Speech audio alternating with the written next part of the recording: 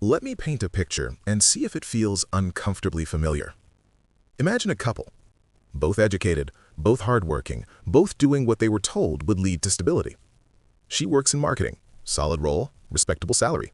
He's in tech, good income, reliable career. Together, they bring home well into six figures. On paper, they're winning. Statistically, they're ahead of most households in this country. They should be saving aggressively, investing, traveling, sleeping well at night. But that's not what's happening. Instead, money feels tight. They're watching their bank balance. They've got maybe a month or two of expenses saved, if nothing goes wrong. When the car breaks down, it goes on a credit card. When an unexpected bill shows up, it causes stress instead of inconvenience. They're tired all the time. They leave early, come home late. Most weekdays, they barely talk, just quick dinners and exhaustion before bed. And the strangest part, they didn't mess up.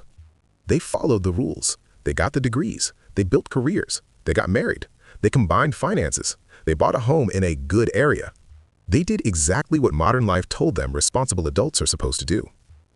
So why does it still feel like they're barely keeping their heads above water? Why does earning more money somehow feel less secure? If you've ever looked at your household income and thought, we make too much to feel this broke, this video is probably going to connect some dots for you. Because what you're experiencing isn't a personal failure. It's something much bigger. For decades, we've been told a simple story. Two incomes are better than one. It feels obvious, right?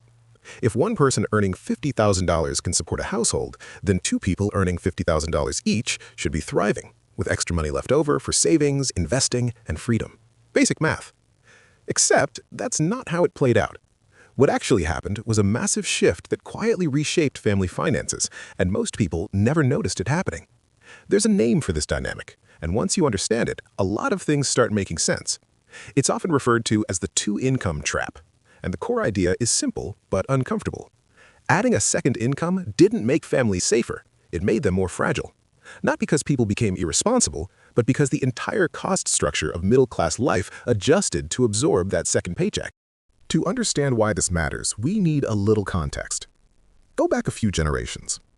In the past, most middle-class households ran on a single primary income. One person worked outside the home, the other handled the household, childcare, logistics, maintenance. And here's the part we forget. That one income usually covered the basics comfortably.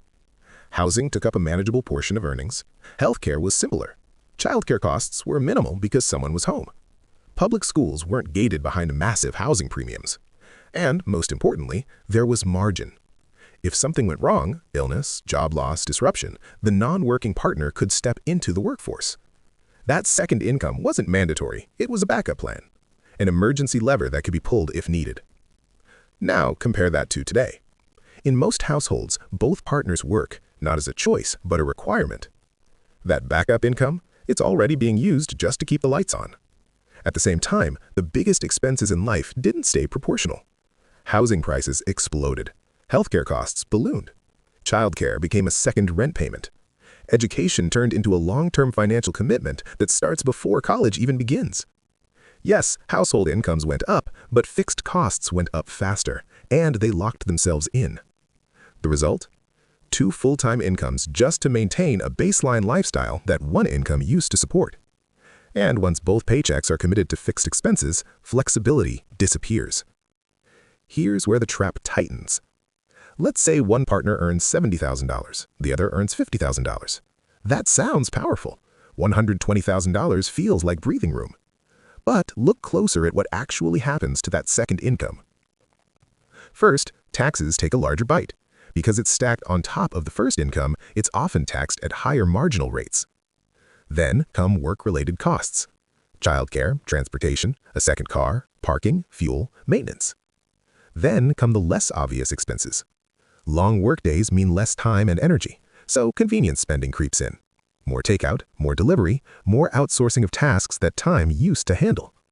By the time everything is added up, that second income, the one that looks so big on paper, often contributes far less than people expect. Sometimes shockingly little. And yet, households make major financial decisions based on the gross number. They buy homes sized for two incomes. They take on obligations that assume both paychecks will always be there. Which works, until it doesn't. Because life isn't static. People get sick, jobs disappear, burnout happens, parents age, kids need more support than expected. And when a household has no financial margin, any disruption becomes a crisis. This is why many dual-income households feel constantly anxious, even with good incomes. They're not failing, they're operating at full capacity with no room for error. Like an engine running red hot, fine until something breaks. So what's the alternative? It's not one partner quits tomorrow. That's not realistic for most people. The real shift is mental before it's practical.